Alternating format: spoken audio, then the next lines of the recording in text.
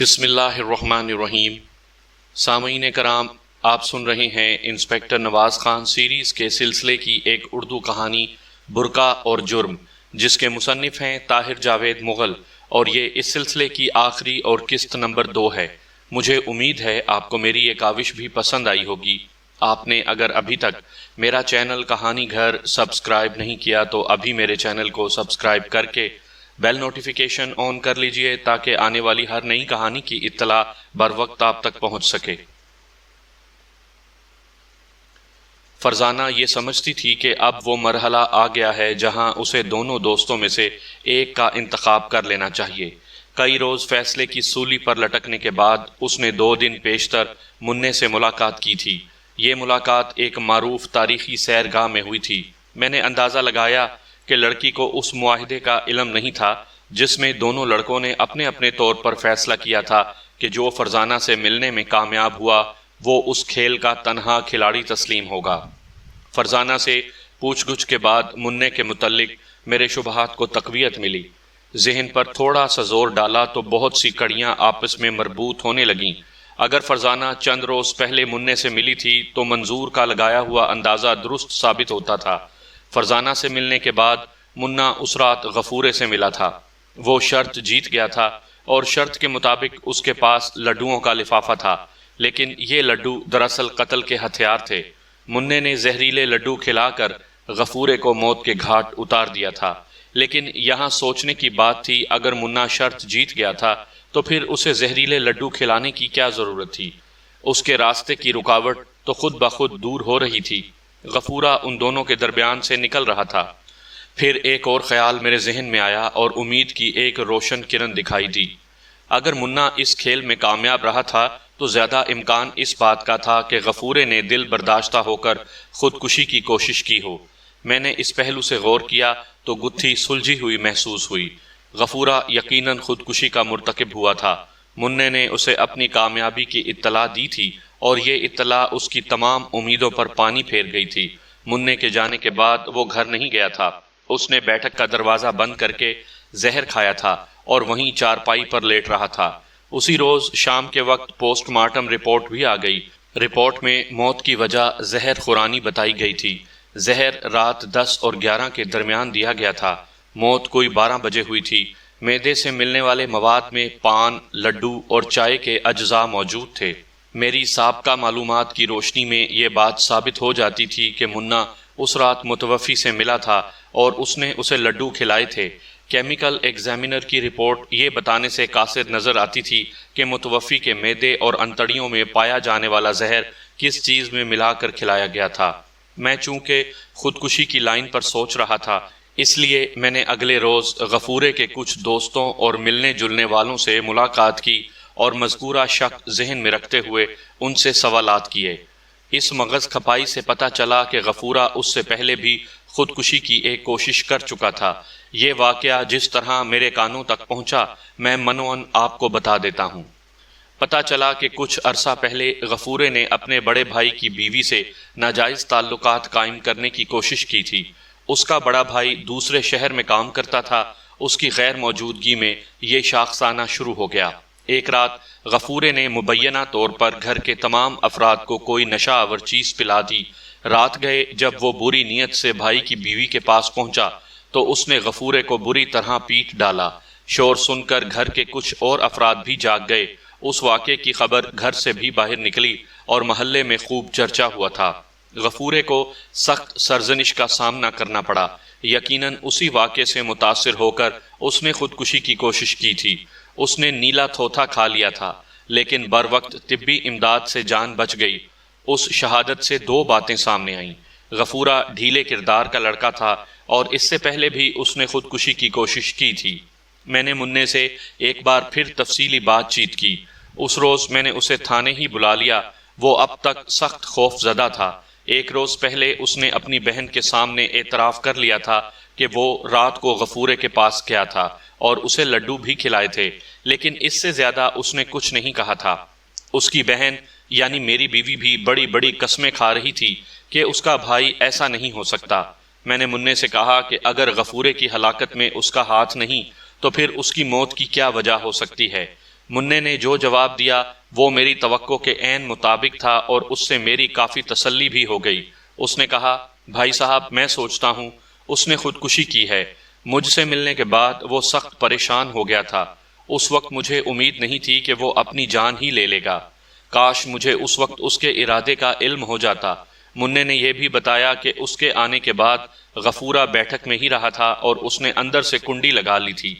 بہرحال غفورے کی ہلاکت کے بعد چوتھے دن کی شام تک میں اس نتیجے پر پہنچ چکا تھا کہ یہ خودکشی کا کیس ہے، لیکن پھر جیسا کہ میں نے بتایا ہے، اوپر تلے چند واقعات ایسے ہوئے جنہوں نے میری تفتیش کی عمارت دھڑام سے نیچے گرا دی اور ایک بار پھر میری نظریں منّے پر جم گئیں۔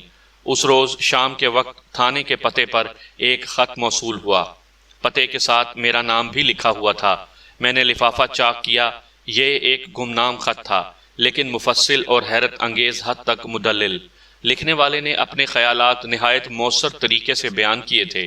مضمون کچھ یوں تھا: انسپکٹر صاحب، غفورے کو قتل کیا گیا ہے۔ قاتل آپ کے گھر میں ہے۔ میں آپ کو اس بات کا ثبوت فراہم کر سکتی ہوں۔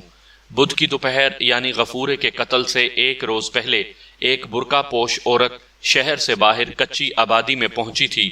وہاں راول نامی ایک جوگی سے اس نے زہر خریدا تھا۔ یہ برقع پوش دراصل آپ کا برادر نسبتی شکیل عرف منا تھا۔ اس نے جو زہر خریدا تھا اس کا کچھ حصہ اب بھی اس کے پاس موجود ہے۔ اگر آپ کوشش کریں گے تو منّے کی سائیکل کی گدی کے نیچے ایک چھوٹی سی پڑیا آپ کو مل جائے گی، لیکن ہو سکتا ہے وہ پڑیا آپ کو نہ ملے۔ میں ایک دوسرا ثبوت فراہم کرتی ہوں۔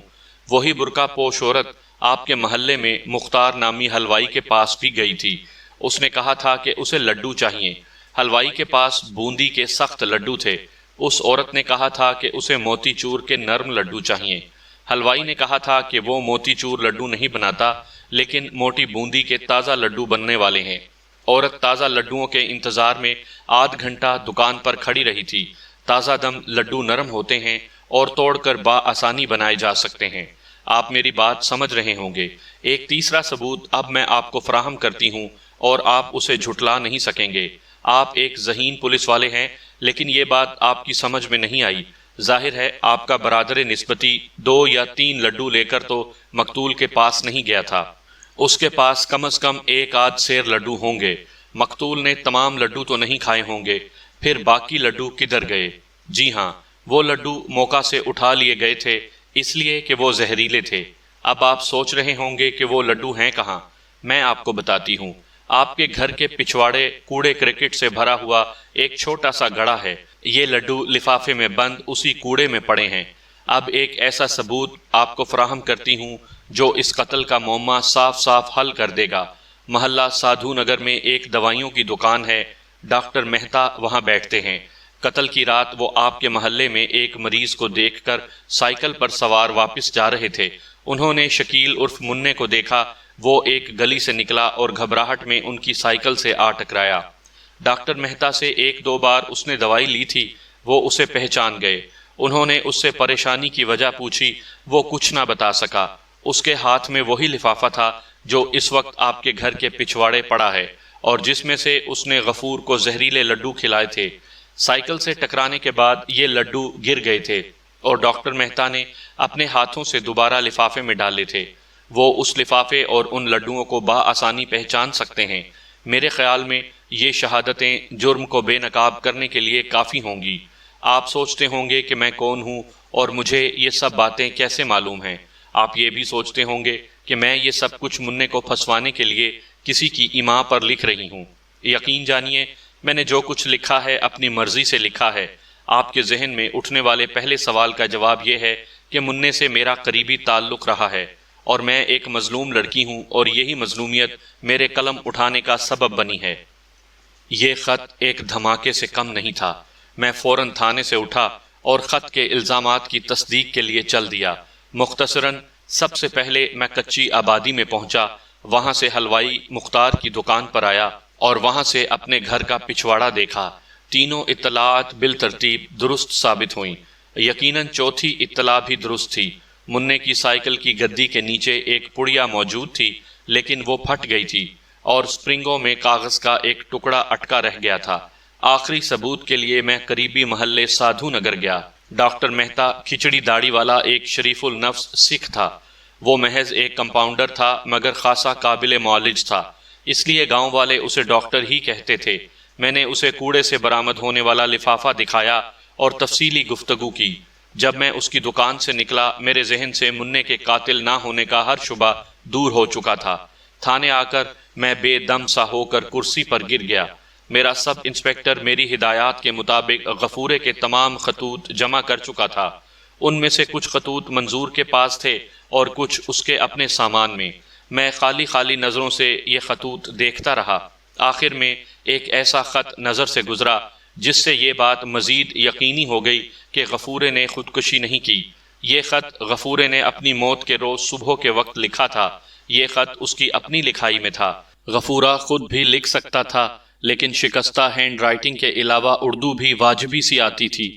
یہی وجہ تھی کہ وہ فرزانہ کے خطوط اپنے دوست منظور سے لکھواتا تھا۔ مذکورہ خط اس نے اپنے جگری یار شاہ کو لکھا تھا۔ یہ وہی شاہ ہے جس کے کمرے میں وہ مردہ پایا گیا تھا۔ خط کا مفہوم یہ تھا، فرزانہ کا قصہ انجام کی طرف بڑھ رہا ہے۔ میرا خیال ہے کہ وہ مننے سے ملی ہے۔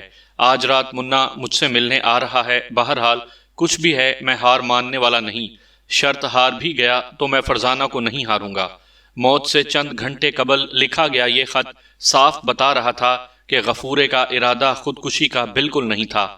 وہ یہ بھی جانتا تھا کہ منا فرزانہ سے ملا ہے، لہٰذا اس کے دل برداشتہ ہونے کی بھی کوئی وجہ نہیں تھی۔ اس خط سے اس سوال کا جواب بھی مل جاتا تھا کہ فرزانہ کی محبت جیت کر بھی مننے نے غفورے کو قتل کیوں کیا۔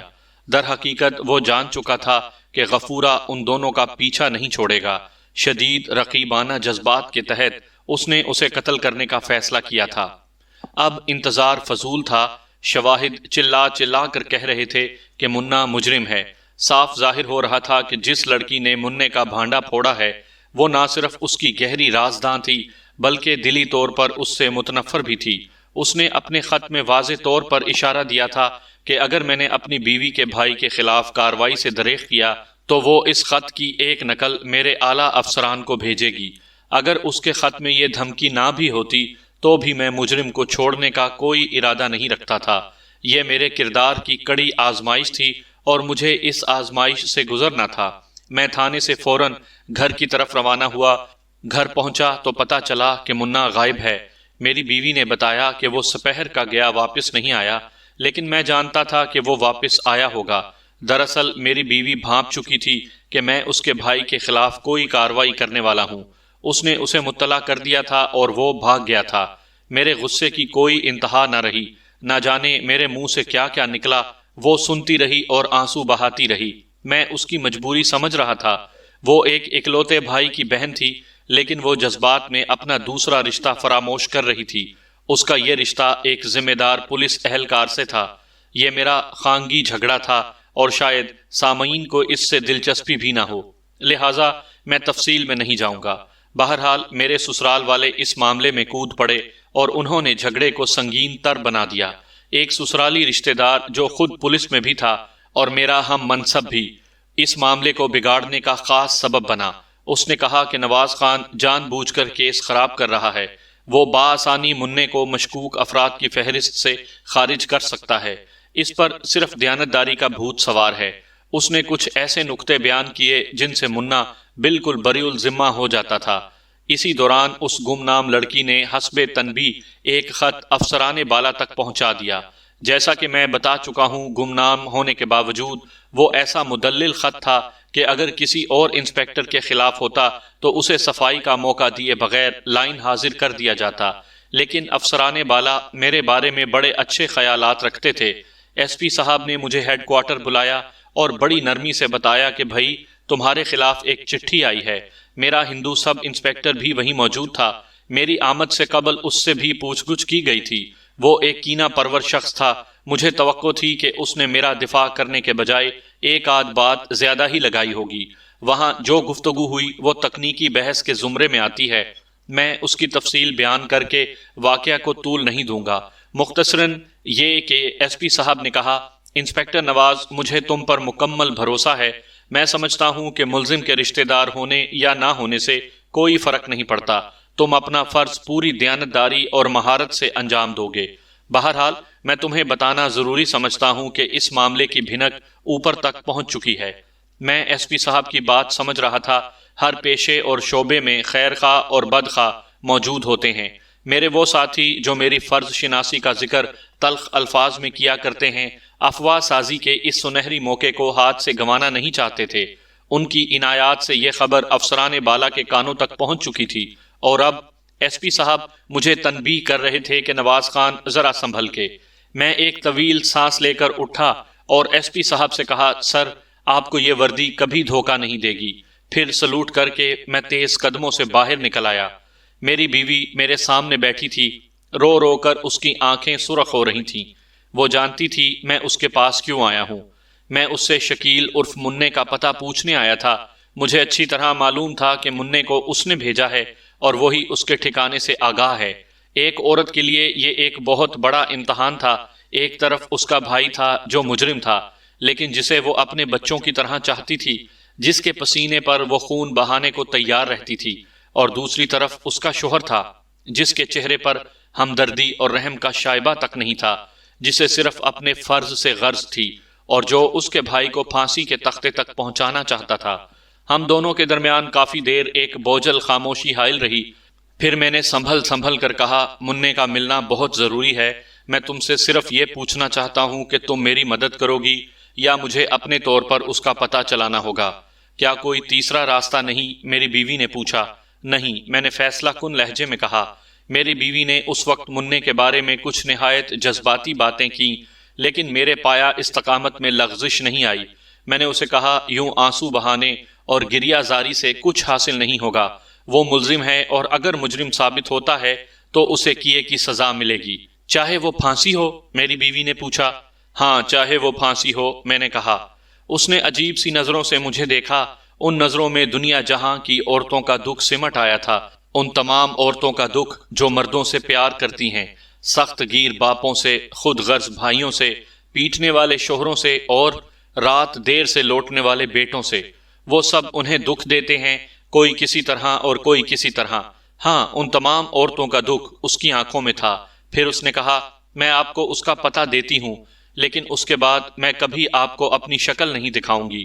میں نے بیوی سے اس کے بھائی کا پتہ پوچھا اور ایک چھاپا مار پارٹی کے ساتھ روانہ ہو گیا۔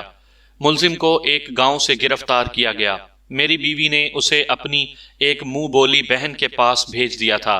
گرفتاری کے دوران کوئی اہم واقعہ پیش نہیں آیا، سوائے اس کے کہ جب ہم مننے کو گرفتار کرنے گھر میں داخل ہوئے تو ایک پہلوان نما شخص نے پولیس پارٹی پر حملہ کر دیا۔ بہرحال تھوڑی سی کوشش سے اسے قابو کر لیا گیا۔ یہ شخص اس عورت کا خاوند تھا جس نے مننے کو پناہ دے رکھی تھی۔ مننے کو عدالت میں پیش کر کے میں نے ریمانڈ لے لیا۔ بعد ازاں 3-4 روز میں چالان مکمل کر کے عدالت میں پیش کر دیا۔ اپنی طرف سے میں نے فرض نبھانے میں کوئی کوتاہی نہیں کی۔ ملزم کے خلاف شہادتیں کافی مضبوط تھیں۔ سیشن سے اسے سزائے موت ہوئی۔ ان لوگوں نے ہائی کورٹ میں اپیل کر دی۔ مقتول پارٹی بھی پورا زور لگا رہی تھی۔ امید نہیں تھی کہ سزا میں تخفیف ہو سکے گی۔ میری بیوی اسی روز اپنے گھر واپس چلی گئی تھی جس روز میں نے ملزم کا چالان مکمل کیا تھا۔ سسرالی عزیزوں کی طرف سے مجھے خطرناک نتائج کی دھمکیاں بھی دی گئیں، لیکن میں اپنے کام میں جٹا رہا۔ میں جانتا تھا کہ میں سچ پر ہوں اور سچ کو آنچ نہیں۔ اس واقعے کو تقریباً 1.5 برس گزر گیا۔ حالات جوں کے توں رہے۔ وہ گرمیوں کی ایک تاریک رات تھی، اداس اور حبس زدہ۔ میں 9 بجے کے قریب گھر آیا، ہوٹل کے پکے ہوئے کھانے کو دوبارہ گرم کیا، چند لقمے لیے، پھر خود ہی چارپائی بچھائی اور لیٹنے کی تیاری کرنے لگا۔ اس وقت دروازے پر دستک ہوئی۔ میں نے وہیں صحن سے آواز دے کر کہا، دروازہ کھلا ہے، آ جاؤ۔ آنے والا ایک درمیانی عمر کا سکھ تھا، کسی گھر کا نوکر دکھائی دیتا تھا۔ اس نے ست سری اکال کر کے کہا، تھانے دار صاحب، آپ کو ڈاکٹر صاحب نے بلایا ہے، ڈاکٹر مہتا نے۔ ان کی حالت بہت خراب ہے، وہ ہسپتال میں ہیں۔ میں نے تفصیل پوچھی تو اس نے بتایا کہ آج شام سائیکل پر آتے ہوئے ان کا ایکسیڈنٹ ہو گیا ہے، انہیں سخت چوٹیں آئی ہیں، وہ آپ سے کوئی ضروری بات کرنا چاہتے ہیں، اور تاکید کی ہے کہ آپ کو لے کر آؤں۔ میں تھکا ماندہ آیا تھا، لیکن نہ جانے جی میں کیا آئی کہ اس کے ساتھ چل دیا۔ ہسپتال مہتا کے پاس پہنچا تو وہ پٹیوں میں جکڑا پڑا تھا، لاری نے ٹکر ماری تھی، ٹانگوں اور چھاتی پر شدید چوٹیں آئی تھیں، خون اور گلوکوز لگا ہوا تھا۔ ڈاکٹر نے بتایا کہ ان کی حالت بار بار خراب ہو جاتی ہے، آپ جلد بات کر لیں۔ میں مہتا کے پاس پہنچا تو وہ پہچان کر پھیکے سے انداز میں مسکرایا، کہنے لگا، انسپیکٹر صاحب، کرسچن لوگ اعتراف گناہ کر کے دل کا بوجھ ہلکا کرتے ہیں، میں بھی آپ کے سامنے ایک اعتراف کرنا چاہتا ہوں۔ اس کی آواز دھیمی تھی۔ میں سٹول پر بیٹھ کر آگے کو جھک گیا۔ وہ دھیرے دھیرے بولنے لگا، میں اسی طرح جھکا رہا اور وہ بولتا رہا۔ قریباً نصف گھنٹہ گزر گیا۔ بیچ بیچ میں نے کچھ سوالات بھی کیے۔ اس گفتگو کا خلاصہ یہ ہے، آج سے 1.5 برس پہلے مہتا سنگھ نے غفورے کے قتل میں جو گواہی دی تھی وہ جھوٹی تھی۔ ایسے معتبر شخص نے یہ جھوٹ کیوں بولا؟ اس کا جواب یہ تھا کہ اسے اس گواہی پر مجبور کیا گیا تھا۔ واقعہ کچھ یوں تھا کہ غفورے کے قتل سے کوئی 2 ماہ پہلے ڈاکٹر مہتا ایک نوجوان لڑکی کے چکر میں پھنس گیا تھا۔ یہ برقع پوش لڑکی ایک گرم اور سنسان دوپہر کو اس سے دوائی لینے آئی۔ مہتا سنگھ اکیلا تھا۔ وہ لاکھ بھلا مانس اور ادھیڑ عمر سہی، بہرحال ایک مرد تھا۔ لڑکی نے اسے ایسے ناز نخرے دکھائے کہ وہ طبیعت پر قابو نہ رکھ سکا۔ اس نے لڑکی کے جسم کو ہاتھ لگایا تو وہ برا مان گئی اور اٹھ کر چل دی۔ ڈاکٹر مہتا کچھ دن اپنے کیے پر پشیمان رہا۔ پھر ایک روز اسے لڑکی کا خط ملا۔ اس حوصلہ افزا خط نے ڈاکٹر مہتا کے شوق کو بھڑکایا۔ ان دونوں کے درمیان خط و کتابت شروع ہو گئی۔ تنہائی کے چند لمحے میسر ہوئے اور ڈاکٹر مہتا اس کے قریب پہنچا۔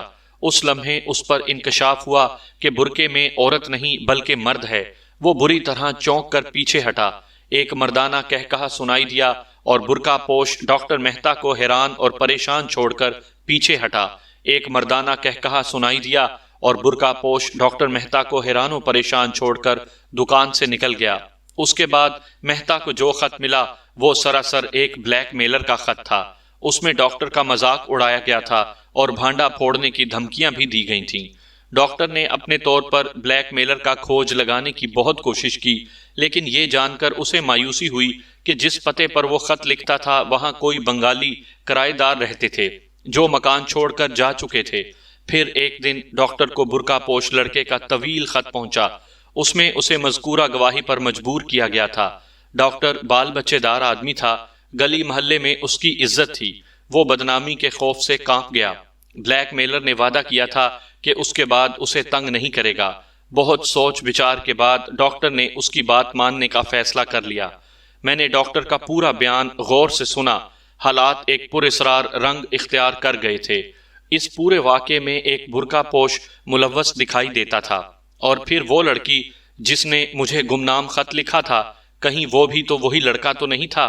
میرا ذہن آہستہ آہستہ اس نتیجے پر پہنچ رہا تھا کہ مننے کو منظم طریقے سے پھنسانے کی کوشش کی گئی ہے۔ ایک بے قراری سی میری رگو پے میں اتر گئی۔ میں نے ڈاکٹر مہتا سے چند اور ضروری سوالات پوچھے اور ہسپتال سے نکل آیا۔ میں نے ڈاکٹر مہتا کو موصول ہونے والے خطوں کی تحریر کا گمنام لڑکی کے خط سے موازنہ کیا اور انکشاف ہوا کہ دونوں تحریریں ایک ہیں۔ اب مسئلہ یہ تھا کہ اس برقع پوش لڑکے کا سراغ کیوں کر لگے جس نے پہلے ڈاکٹر مہتا کو اپنے دام میں پھنسایا تھا اور پھر مجھے خط لکھ کر مننے کے خلاف شہادتیں فراہم کی تھیں۔ میں نے ایک بار پھر نئے سرے سے تفتیش شروع کی۔ غفورے کے تمام دوستوں سے فردن فردن پوچھ گچھ کی۔ شاید میں بتانا بھول گیا کہ ڈاکٹر مہتا زخموں کی تاب نہ لا کر چل بسا تھا۔ میں نے اپنے سب انسپیکٹر کو ہدایت کی کہ وہ علاقے میں کسی ایسے نوجوان کا سراغ لگائے جسے عورتوں جیسا حلیہ بنانے کا شوق ہو اور خاص طور پر غفورے کے ملنے جلنے والوں میں ایسے لڑکے کو تلاش کرے۔ میں نے ان بنگالی کرائے داروں کا سراغ لگانے کی کوشش بھی کی جن کے پتے پر برقع پوش لڑکے کے خطوط آتے تھے۔ اس سلسلے میں چند بنگالیوں کو گرفتار بھی کیا گیا، لیکن مطلوبہ لوگ ہاتھ نہیں آئے۔ آپ میری بے قراری کا اندازہ بخوبی لگا سکتے ہیں۔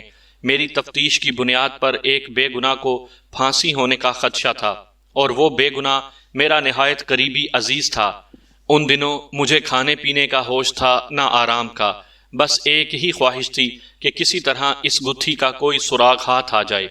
تلاش بسیار اور سخت کوشش کے باوجود میری تفتیش کی کشتی کسی کنارے پر نہیں لگی۔ آہستہ آہستہ مجھ پر مایوسی غالب آنے لگی۔ پھر شاید میں ہمت ہار کے کوشش ترک کر ہی دیتا کہ ایک صبح میرے لیے کامیابی کی نوید لے کر آئی۔ مجھے اچھی طرح یاد ہے وہ ستمبر کی پہلی تاریخ تھی رات کی موسلا دھار بارش کے بعد نرم دھوپ گلی کوچوں میں پھیلی ہوئی تھی۔ میں 2 سپاہیوں کے ساتھ پیدل ہی تھانے کی طرف جا رہا تھا، دفعتاً ایک لڑکی کو دیکھ کر چونک گیا۔ اس نے سیاہ برقع پہن رکھا تھا اور تیزی سے سڑک کے کنارے جا رہی تھی۔ اس کی چال میں مجھے ضرورت سے کچھ زیادہ ہی نسوانیت اور لچک محسوس ہوئی، جیسی آپ نے بھی ہیجڑوں میں دیکھی ہوگی۔ موہوم شک کے تحت میں نے لڑکی کا پیچھا شروع کر دیا۔ وہ اپنے تعاقب سے بے خبر چلتی رہی اور آخر لڑکیوں کے اسکول کے سامنے پہنچ گئی۔ میں نے دیکھا کہ لڑکیاں اپنی مخصوص یونیفارم کے بجائے رنگ برنگے کپڑوں میں نظر آ رہی ہیں۔ دراصل اس دن اسکول کے اندر کوئی میلہ وغیرہ تھا۔ لڑکی تیزی سے چلتی ہوئی اندر داخل ہو گئی۔ میں گیٹ پر پہنچا، چوکیدار مجھے دیکھ کر کھڑا ہو گیا۔ اسکول کے وسیع احاطے میں شامیانے لگے تھے۔ لڑکیاں، عورتیں، بچے اور بچیاں کثیر تعداد میں دکھائی دے رہے تھے۔ میں نے مطلوبہ لڑکی کو دیکھنے کی کوشش کی، لیکن وہ ہجوم میں گم ہو چکی تھی۔ میری چھٹی حس مجھے خبردار کر رہی تھی۔ اتنے میں اسکول کی ہیڈ مسٹریس بھی دروازے پر آ گئی۔ میں نے اس پر اپنا شک ظاہر کرتے ہوئے کہا کہ ان لڑکیوں میں کوئی برقع پوش مرد گھس گیا ہے۔ فربا اندام ہیڈ مسٹریس کے چہرے پر ہراس دکھائی دینے لگا۔ وہ مجھے ساتھ لے کر احاطے میں آ گئی۔ اسکول کی لڑکیوں نے ایک باوردی پولیس والے کو اپنے قریب دیکھا تو شوخی پر اتر آئیں۔ بڑی عمر کی کچھ تیز ترار لڑکیوں نے آوازیں بھی کسیں۔ ایک آواز آئی، فلاں استانی کا شوہر ہے۔ ایک نے کہا، یہ چوری کی گائیں ڈھونڈنے آئے ہیں۔ دوسری بولی، بہن راستہ بھول گئے ہیں۔ ہیڈ مسٹریس نے لڑکیوں کو ڈانٹا۔ میں نے غور سے لڑکیوں کے چہرے دیکھے، کچھ اندازہ نہ ہوا۔ ہیڈ مسٹریس نے تمام لڑکیوں کو حکم دیا کہ ایک جگہ اکٹھی ہو جائیں۔ لڑکیاں اکٹھی ہو گئیں، عورتیں اور بچے بھی ان میں موجود تھے۔ میں سوچ رہا تھا کہ اگر میرا شک غلط نکلا اور ان میں کوئی برقع پوش مرد نہ نکلا تو یہ میرا مذاق اڑانے سے باز نہیں آئیں گی۔ دفعتاً میری نظر ایک شامیانے کی طرف اٹھ گئی۔ ایک سٹال کے عقب میں ایک سیاہ برقعے کی جھلک دکھائی دی۔ میں نے انگلی سے اس طرف اشارہ کر کے ایک استانی کو اطلاع دی۔ میری انگلی اٹھنے کی دیر تھی کہ سٹال کے عقب سے ایک برقع پوش برآمد ہوا۔ اس نے چھلانگ لگا کر کاؤنٹر پار کیا اور تیزی سے مخالف سمت میں بھاگا۔ لڑکیوں کی چیخیں کورس کی صورت میں بلند ہوئیں۔ میں ان کے درمیان سے راستہ بناتا ہوا تیزی سے مجرم کی طرف لپکا۔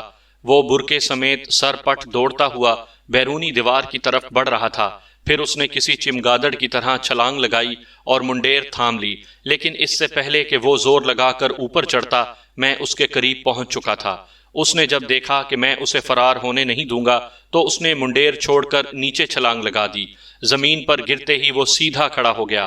پھر اس نے برقعے کے اندر ہاتھ ڈالا اور ایک گراری دار چاقو نکال لیا۔ الٹے قدموں پیچھے ہٹتے ہی اس نے چاقو کھولا۔ چاقو کی آواز سن کر میرے جسم میں سنسنی دوڑ گئی۔ لڑکیوں اور عورتوں کی دبی دبی چیخیں بھی سنائی دیں۔ اتفاقاً اس وقت میرے پاس ریوالور نہیں تھا۔ لمبے پھل کا چاقو ہاتھ میں لیے برقع پوش نہایت خوفناک بھی لگ رہا تھا اور کچھ مضحکہ خیز بھی۔ ایک ہاتھ سے اس نے نقاب الٹا اور اپنی ہراساں نگاہیں میرے چہرے پر جما دیں۔ میں اس چہرے کو اچھی طرح جانتا تھا، آپ بھی جانتے ہوں گے، لیکن یقین کریں اس وقت میں بالکل نہ پہچان سکا۔ وہ ہو بہو ایک بنی سنوری دوشیزہ دکھائی دے رہا تھا۔ صرف بغور دیکھنے سے ہی اس کی داڑھی کی نیلاہٹ محسوس کی جا سکتی تھی۔ میں سوچنے لگا، اس شخص نے شامیانے میں گھس کر غلطی کی تھی۔ اگر یہ لڑکیوں کے درمیان رہتا تو بھی شاید اسے مشکل سے ہی پہچانا جاتا۔ میں نے نہایت محتاط انداز میں برقع پوش کے چاقو پر نگاہیں جما دیں۔ دست بدست لڑائی کا ایک اصول ہوتا ہے کہ مد مقابل کے پاس تیز دھار آلہ ہو تو اس سے فاصلے پر رہنے کی کوشش کی جاتی ہے۔ اگر وہ آتشی اسلحہ رکھتا ہو تو پھر اس سے گتھم گتھا ہونے میں فائدہ ہوتا ہے۔ اس زمانے میں جوڈو کراٹے اور اس قسم کی باتیں سننے میں نہیں آتی تھیں، لیکن تجربہ انسان کو بہت کچھ سکھا دیتا ہے۔ مثلاً مجھے معلوم تھا کہ چاقو زن سے واسطہ پڑنے پر اس انداز سے کھڑا ہونا چاہیے کہ اس کے چاقو والا ہاتھ آپ کے اسی ہاتھ کے سامنے ہو۔ مثلاً اگر اس کے دائیں ہاتھ میں چاقو ہے تو آپ کا دائیں ہاتھ اس کے دائیں ہاتھ کی سیدھ میں ہو۔ اس طرح ذرا سا پہلو بدل کر وار سے صاف بچا جا سکتا ہے۔ میں بالکل اسی انداز میں کھڑا تھا۔ مد مقابل کے انداز سے صاف ظاہر تھا کہ وہ کوئی ماہر چاقو زن نہیں ہے۔ مجھے پورا یقین تھا کہ جس گھڑی اس نے مجھ پر وار کیا وہی گھڑی اس کی گرفتاری کی ہوگی، لیکن وہ ایک چالاکی دکھا گیا۔ مجھ پر حملہ آور ہونے کے بجائے اس نے اچانک دوڑ لگا دی۔ لڑکیوں نے اسے اپنی طرف آتے دیکھا تو چیختی چلاتی چاروں طرف بھاگیں۔ میں پوری رفتار سے اس کے تعاقب میں تھا۔ میں اس کا ارادہ سمجھ گیا۔ وہ بیرونی دروازے سے نکل جانا چاہتا تھا۔ اس دوڑ کو آپ 100 میٹر کی دوڑ بھی کہہ سکتے ہیں۔ بیرونی دروازے سے چند گز ادھر میں نے اس پر چھلانگ لگائی۔ میرے ہاتھ اس کی کمر پر پڑے اور وہ میرے بوجھ تلے دور تک گھسٹتا چلا گیا، لیکن پھر بے حد پھرتی سے اس نے کروٹ بدلی اور چاقو کا وار میرے چہرے پر کیا۔ اضطراری طور پر میری گردن پیچھے کی طرف جھکی اور ایک برق سی آنکھوں کے سامنے لہرا گئی۔ چاقو میری آنکھوں سے 1 انچ کے فاصلے سے گزر گیا۔ اس سے پہلے کہ وہ دوسرا وار کرتا میں نے اس کی کلائی تھام لی۔ اب صورتحال یہ تھی کہ وہ بنی سنوری برقع پوش جعلی حسینہ چاروں شانے چت زمین پر پڑی تھی۔ میں اس کے سینے پر سوار تھا اور اس کی دونوں کلائیاں میری گرفت میں زمین سے لگی تھیں۔ وہ اب بھی پیٹ کے زور سے مجھے اچھالنے کی کوشش کر رہا تھا، لیکن اسکول کا پٹھان چوکیدار خانہ خراب کا بچی پکارتا ہوا اس کے سر پر پہنچ گیا۔ اس نے لاٹھی کا بھرپور وار اس کے سر پر کیا۔ لڑکا کراہا، چاقو پر اس کی گرفت ڈھیلی ہو گئی اور میں نے ایک جھٹکے سے اسے غیر مسلح کر دیا۔ آپ یہ سننے کے لیے بے چین ہوں گے کہ اسکول میں گرفتار ہونے والا ملزم کون تھا۔ سامعین، وہ ملزم تھا ابھرے ہوئے رخساروں والا منظور، وہی منظور جو غفورے کا رازداں تھا اور جس سے غفور فرزانہ کو خط لکھواتا تھا۔ اپنی تفتیش کے دوران مجھے سب سے کم شک اسی لڑکے پر پڑا تھا، لیکن آخر میں وہی اصلی مجرم نکلا۔ اس وقت وہ میرے سامنے بیٹھا تھا، اس کے چہرے پر چوٹوں کے نشانات تھے۔ ابھی تک اس نے اقبال جرم نہیں کیا تھا۔ وہ اس بات پر مصر تھا کہ غفورے کو کسی نے قتل نہیں کیا، اس نے خودکشی کی ہے، اور وہ اس حقیقت کا ایک ٹھوس ثبوت بھی فراہم کرنے پر آمادہ ہو گیا تھا۔ تھوڑی دیر بعد غفورے کا درزی باپ وہ ثبوت لے کر تھانے پہنچ گیا۔ 1-2 معزز افراد بھی اس کے ساتھ تھے۔ یہ ثبوت ایک کاغذ کی صورت میں تھا اور ان لوگوں نے منظور کی نشاندہی پر حاصل کیا تھا۔ اس کاغذ پر مقتول غفورے کی اپنی تحریر میں چند سطور لکھی تھیں۔ وہ کچھ یوں تھیں: یہ رکا میں پورے ہوش و حواس کے ساتھ اپنی مرضی سے لکھ رہا ہوں۔ اپنی موت کا ذمہ دار میں خود ہوں۔ میرے بعد کسی پر یہ الزام نہ آئے۔ کسی کی محبت نے جینا مشکل کر دیا ہے۔ بے وفائی کا دکھ اور برداشت نہیں ہوتا۔ نیچے 2 شعر لکھے ہوئے تھے۔ آخر میں لکھنے والے کا پورا نام تھا: غفور احمد بقلم خود۔ تاریخ بھی درج تھی، جس سے ظاہر ہوتا تھا کہ یہ رکا غفورے نے موت سے تھوڑی دیر پہلے لکھا تھا۔ تحریر ہو بہو غفورے کی دوسری تحریر سے ملتی تھی۔ اگر دیکھا جائے تو اس رکے کی موجودگی میں غفورے کی خودکشی ثابت ہو جاتی تھی۔ واقعی منظور نے ایک اہم ثبوت مہیا کر دیا تھا، لیکن میرے لیے اس ثبوت کی کوئی اہمیت نہیں تھی۔ میں اس معاملے کی تہہ تک پہنچ چکا تھا۔ نہایت لاپرواہی سے میں نے کاغذ کا ٹکڑا پرے پھینک دیا۔ منظور کے وارثوں کے چہرے تاریک ہو گئے۔ منظور بھی پریشانی سے میری طرف دیکھنے لگا۔ میں نے کرسی سے اٹھتے ہوئے کہا: منظور، تم ایک میٹرک پاس ذہین لڑکے ہو، لیکن تم نے اپنی ذہانت کا استعمال نہایت غلط طریقے سے کیا۔ مجھے اس وقت ایک شعر یاد آ رہا ہے جس میں شاعر کچھ اس قسم کی بات کہتا ہے کہ ایک تو میرا انداز بیان اور اوپر سے اس پری چہرہ کا ذکر، نتیجہ یہ ہوا کہ جو میرا رازداں تھا وہی رقیب بن گیا۔ منظور، تم دراصل فرزانہ کے تیسرے عاشق ہو۔ غفورے کے خط لکھتے لکھتے تم خود بھی فرزانہ کے عشق میں گرفتار ہو چکے تھے۔ تمہاری محبت دوسرے دونوں دوستوں کی نسبت خاموش لیکن شدید تھی۔ تم دل ہی دل میں فرزانہ کو حاصل کرنے کے منصوبے بنایا کرتے تھے۔ فرزانہ تمہیں بھائی جان کہتی تھی اور اپنے خطوں میں تمہاری خیر خیریت بھی دریافت کیا کرتی تھی۔ کبھی کبھی تمہیں شک ہوتا تھا کہ وہ تم سے محبت کرتی ہے، لیکن تمہاری یہ محبت منع اور غفورے کی موجودگی میں پروان نہیں چڑھ سکتی تھی۔ آخر قدرت نے تمہیں ایک سنہری موقع دیا۔ غفورے اور منع کے درمیان فرزانہ سے ملاقات کی شرط لگی اور تمہیں پتا چلا کہ منع شرط جیت گیا ہے۔ تم نے ایک منصوبہ بنایا۔ تمہیں معلوم تھا کہ آج یا کل منع لڈو لے کر غفورے کے پاس آئے گا اور غفورے کو کامیابی کی خبر سنا کر دل گیر کرے گا۔ تم نے غفورے کا رازدار بن کر اسے مشورہ دیا کہ کیوں نہ وہ اپنی خودکشی کا ڈرامہ رچائے۔ تم نے اسے کہا کہ میں تمہیں ایک ہلکا سا زہر لا دیتا ہوں، تم تھوڑی مقدار میں کھا لینا۔ میں تمہارے گھر والوں کو اطلاع دوں گا، وہ تمہیں ڈاکٹر کے پاس لے جائیں گے۔ تمہاری خودکشی کا ڈرامہ بھی کامیاب رہے گا اور تمہیں نقصان بھی نہیں پہنچے گا۔ فرزانہ کو جب تمہاری محبت کی شدت کا علم ہوگا تو وہ تمہاری طرف مائل ہو جائے گی۔ غفورہ تمہاری باتوں میں آ گیا۔ تم نے اچھی طرح سوچی سمجھی اسکیم کے تحت اپنی بہن کے سیاہ برقعے میں کچی بستی کا رخ کیا۔ دراصل تمہیں لڑکیوں کا بھیس بدلنے کی عادت ہے، ڈاکٹری زبان میں اسے ذہنی مرض بھی کہا جا سکتا ہے۔ کسی کو معلوم نہیں کہ تم جو اچھے بھلے مرد ہو، بند کمرے میں گھس کر عورتوں کی طرح بناؤ سنگھار بھی کرتے ہو۔ بہرحال یہ ایک علیحدہ کہانی ہے۔ تم بہن کا برقع پہن کر کچی بستی پہنچے، وہاں سے زہر خریدا، پھر حلوائی مختار سے لڈو خریدے اور ان میں زہر ملایا۔ اس کے بعد تم رات کا انتظار کرنے لگے۔ حسب توقع اس رات تمہارے جانے کے بعد منا غفورے سے ملنے آیا۔ کچھ دیر غفورے کے پاس بیٹھ کر وہ چلا گیا۔ تم دوبارہ غفورے کے پاس پہنچے تاکہ خودکشی کے ڈرامے کو حقیقت کا رنگ دیا جائے۔ دراصل تم انتہائی مہلک زہر خرید کر لائے تھے اور تمہارا منصوبہ غفورے کو قتل کرنے کا تھا۔ سب سے پہلے تم نے غفورے سے خودکشی کی تحریر لکھوائی جو تم اب میرے سامنے پیش کر رہے ہو۔ اگر منا غفورے کے قتل کا ملزم نہ بھی ٹھہرتا تو بھی تم اس قتل میں نہیں پھنس سکتے تھے، کیونکہ تحریر تمہارے پاس تھی اور تم کسی بھی مناسب وقت پر اسے پولیس کی نظروں میں لا سکتے تھے۔ اس وقت بھی تمہارے پاس کوئی نہ کوئی بہانہ ہوگا کہ یہ تحریر تم نے اب تک کیوں چھپائی۔ بہرحال تحریر لکھوانے کے بعد نہایت صفاکی سے تم نے غفورے کو وہ زہریلے لڈو دیے۔ غفورے پر غشی طاری ہونے لگی تو اس نے تمہاری منتیں کی کہ کسی کو بلواؤ۔ تم بیٹھک سے نکل آئے اور باہر سے کنڈی چڑھا دی۔ غفورہ اندر ہی تڑپ تڑپ کر مر گیا۔ جب تمہیں یقین ہو گیا کہ جگری دوست تم سے رحم کی بھیک مانگنے کے لیے زندہ نہیں رہا ہوگا تو تم دوبارہ اندر داخل ہوئے، وہاں سے زہریلے لڈو اٹھائے اور اس کے ساتھ ساتھ مننے کے لائے ہوئے لڈو بھی اٹھا لیے۔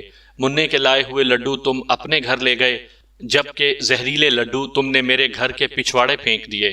اس سے اگلے روز تم نے لکھائی بدل کر 2 خط لکھے، ایک مجھے اور دوسرا ڈاکٹر مہتا کو۔ تم نے ڈاکٹر مہتا کو مجبور کیا کہ وہ مننے کے خلاف گواہی دے۔ اس طرح تم نے ایک تیر سے 2 شکار کیے۔ منا جیل پہنچ گیا اور غفور قبر میں۔ تمہارا منصوبہ بہت کامیاب تھا منظور۔ اگر 3 ہفتے پہلے کچہری روڈ پر ایک حادثہ نہ ہوتا اور ڈاکٹر مہتا ہسپتال میں نزعی بیان نہ دیتا تو قانون کے ہاتھ کبھی تمہاری گردن تک نہ پہنچ سکتے تھے۔ میری تقریر ختم ہوئی تو منظور کے بھرواں رخساروں پر موت کی زردی کھنڈی تھی اور اس کے لواحقین کے چہرے لٹک رہے تھے۔ اب اس کہانی کو مختصر کرتا ہوں۔ ہائی کورٹ نے میرے برادر نسبتی شکیل عرف مننے کو باعزت بری کر دیا۔ منظور کے خلاف دوسرے الزامات کے علاوہ دفعہ 302 کے تحت کیس درج ہوا۔ سیشن کورٹ سے اسے سزائے موت ہوئی، لیکن بعد ازاں ہائی کورٹ نے اس کی کم عمری کے پیش نظر سزائے موت کو عمر قید میں تبدیل کر دیا۔ حالانکہ اس نے جس صفاکی سے دوست کو موت کے گھاٹ اتارا تھا، میری خواہش تھی کہ اس کی سزا برقرار رہتی۔ اس کہانی کا ایک کردار فرزانہ تھی۔ وہ ایک نہایت حسین اور پرکشش لڑکی تھی، لیکن خراب کردار کی وجہ سے اسے اچھا رشتہ نہیں ملا۔ اپنے ہی خاندان کے ایک سانولے سے لڑکے سے اس کی شادی ہو گئی۔ منا دوبارہ پڑھائی میں مصروف ہو گیا۔ اس کہانی کا ایک اور کردار میری بیوی تھی۔ اس نے عہد کیا تھا کہ کبھی مجھے اپنی شکل نہیں دکھائے گی، لیکن اپنے زندہ سلامت بھائی کی صورت دیکھ کر جہاں اس کے آنسوؤں نے ضبط کے بند توڑے، وہاں اس کا عہد بھی ٹوٹ گیا۔